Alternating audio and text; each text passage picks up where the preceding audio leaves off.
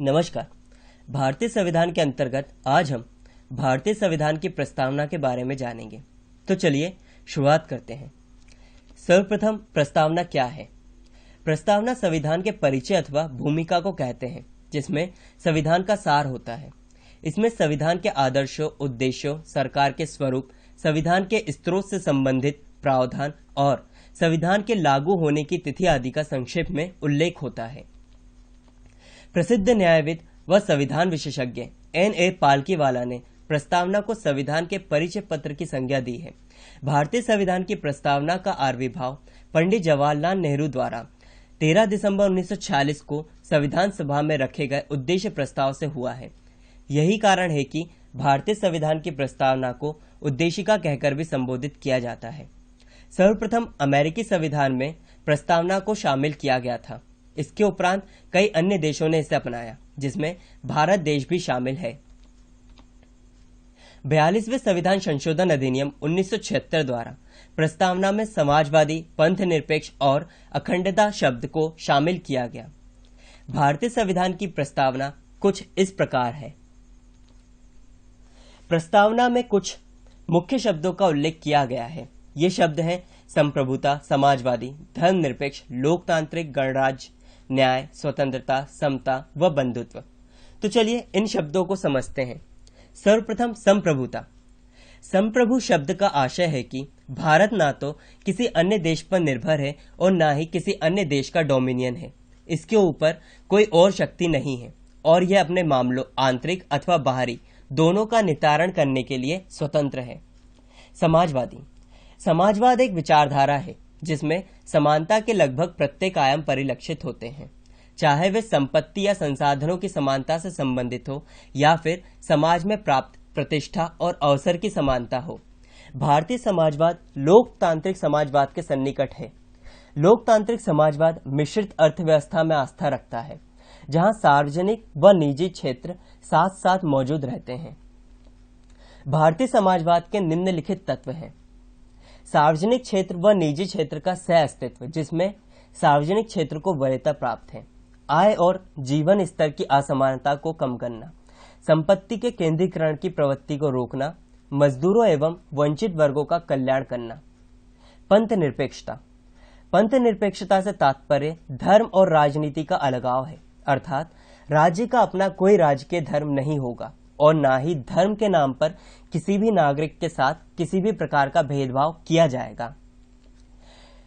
किसी भी धर्म ग्रंथ की तुलना में संवैधानिक सर्वोच्चता को वरीयता प्राप्त है। पंथ निरपेक्षता शब्द मूल प्रस्तावना में नहीं था। इसे 42वें संविधान संशोधन अधिनियम 1976 द्वारा प्रस्तावना में शामिल किया गया था।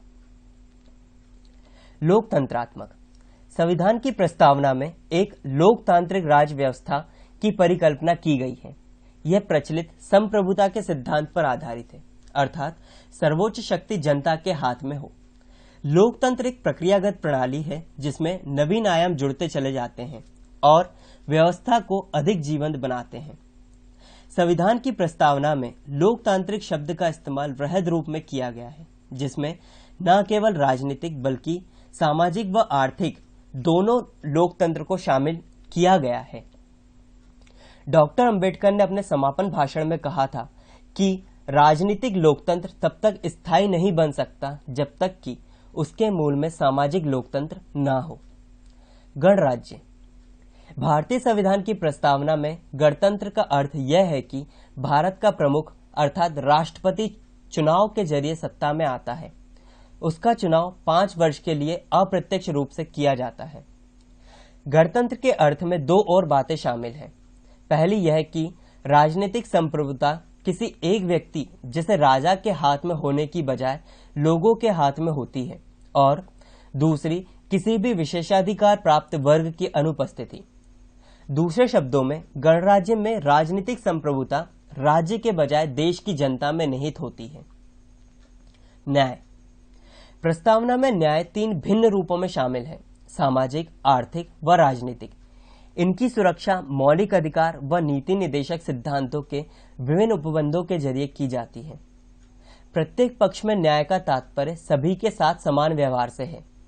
किसी वर्ग के विशेषाधिकारों का उल्लंघन न हो या संपत्ति की असमानता, निर्वाचन व प्रतिनिधित्व में भेदभाव तथा सभी को समान रूप से इन भेदभावों से मुक्ति प्रदान करना, ताकि शांतिपूर्ण व समृद्ध राष्ट्र की रचना हो सके।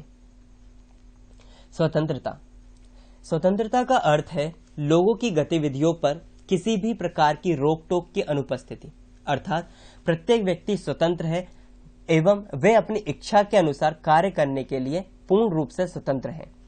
साथ ही व्यक्ति के विकास के लिए अवसर प्रदान करना। प्रस्तावना हर व्यक्ति के लिए मौलिक अधिकारों के जरिए अभिव्यक्ति, विचार, धर्म और उपासना की स्वतंत्रता सुरक्षित करती है। इनके हनन पर कानून का दरवाजा खटखटाया जा सकता है। समता। संविधान की प्रस्तावना में प्रतिष्ठा और अवसर की समता का उल्लेख किया गया है, जिसका तात्पर्य समाज में किसी भी वर्ग के लिए बिना किसी भेदभाव के प्रत्येक व्यक्ति को समान अवसर उपलब्ध कराने से है। समानता से तात्पर्य देश का प्रत्येक नागरिक विधिक रूप से लिंग, वंश, जाति, धर्म आदि के भेदभाव से दूर संविधान के समक्ष समान है। उनसे लोक नियोजन के क्षेत्र में भी समानता की जाएगी एवं किसी भी आधार पर भेदभाव नहीं किया जाएगा और न ही सार्वजनिक स्थानों पर किसी प्रकार का भेदभाव किया जाएगा। अनुच्छेद 14 से लेकर 18 इस बारे में विशेष रूप से उपबंध करता है। बंधुत्व। बंधुत्व का अर्थ है भाईचारे की भावना। संविधान एकल नागरिकता के तंत्र के माध्यम से भाईचारे की भावना को प्रोत्साहित करता है। मौलिक कर्तव्य अनुच्छेद 51 का के माध्यम से बंधुत्व की भावना को प्रोत्साहित करता है। व्यक्ति की गरिमा। के मुंशी के अनुसार व्यक्ति के गौरव का अर्थ यह है कि संविधान न केवल वास्तविक रूप से भलाई तथा लोकतांत्रिक तंत्र की मौजूदगी सुरक्षित करता है, बल्कि यह भी मानता है कि हर व्यक्ति का व्यक्तित्व पवित्र है। प्रस्तावना में उल्लिखित इस शब्द के निहितार्थ को सुनिश्चित करने हेतु मौलिक अधिकार में अनुच्छेद 21, जो कि प्राण एवं दैहिक स्वतंत्रता के संरक्षण से संबंधित है, को व्यापकता प्रदान की गई है। राष्ट्र की एकता और अखंडता। बहुलवादी सांस्कृतिक विरासत के साथ भारत की एकता और अखंडता को बनाए रखना एक बड़ी चुनौती थी। अतः मौलिक कर्तव्यों के तहत प्रत्येक नागरिक का कर्तव्य माना गया कि वे अपने राष्ट्र की एकता व अखंडता को अक्षुण्ण बनाए रखें। 42वें संविधान संशोधन अधिनियम 1976 द्वारा प्रस्तावना में एकता शब्द के स्थान पर एकता और अखंडता शब्द को जोड़ा गया।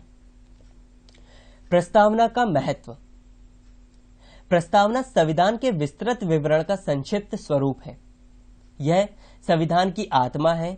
इसमें संविधान के दर्शन की स्पष्ट झलक मिलती है। इसमें राजनीतिक, धार्मिक व नैतिक मूल्यों का उल्लेख है। प्रस्तावना का महत्व यह भी है कि जब कोई अनुच्छेद अस्पष्ट हो और उसका ठीक ठीक अर्थ जानने में कठिनाई हो, तो स्पष्टीकरण के लिए प्रस्तावना की भाषा का सहारा लिया जा सकता है। सर अल्लादी कृष्ण स्वामी अय्यर के शब्दों में, संविधान की प्रस्तावना हमारे दीर्घकालिक सपनों का विचार है। के मुंशी ने कहा है कि भारतीय संविधान की प्रस्तावना को हमारे संप्रभु प्रजातांत्रिक गणतंत्र की जन्म कुंडली कह सकते हैं। प्रस्तावना में हम क्या करेंगे, हमारा ध्येय क्या है और हम किस दिशा में जा रहे हैं का उल्लेख किया गया है। अब सबसे महत्वपूर्ण बात कि प्रस्तावना परिवर्तनीय, संशोधनीय है अथवा नहीं, इसको मुख्य वादों से हम समझेंगे। सर्वप्रथम बेरुवाड़ी संघ केस 1960 में यह बात आई थी, जिसमें उच्चतम न्यायालय ने यह कहा था कि प्रस्तावना संविधान का भाग नहीं है एवं इसमें संशोधन नहीं किया जा सकता है। इसके बाद सन 1973 में केशवानंद भारती बनाम केरल राज्य का केस आया था, जिसमें उच्चतम न्यायालय द्वारा यह कहा गया था कि संविधान के अंतर्गत प्रस्तावना सम्मिलित है, अर्थात प्रस्तावना संविधान का भाग है। इसमें उच्चतम न्यायालय ने यह कहा कि प्रस्तावना संविधान का अति महत्वपूर्ण हिस्सा है और संविधान में उल्लिखित महान विचारों को ध्यान में रखकर संविधान का अध्ययन किया जाना चाहिए। अतः प्रस्तावना संविधान का भाग है और इसको संशोधित किया जा सकता है। एक और केस हुआ था LIC इंडिया का, जो सन 1995 में उच्चतम न्यायालय में गया था, जिसमें उच्चतम न्यायालय ने यह व्यवस्था दी और कहा कि प्रस्तावना संविधान का भाग है। उच्चतम न्यायालय ने बहुमत से यह अभिनिर्धारित किया कि प्रस्तावना संविधान का भाग है, अतः इसमें संशोधन किया जा सकता है, किंतु न्यायालय ने यह भी स्पष्ट किया कि उद्देशिका के उस भाग में संशोधन नहीं किया जा सकता जो आधारभूत ढांचे से संबंधित है। धन्यवाद।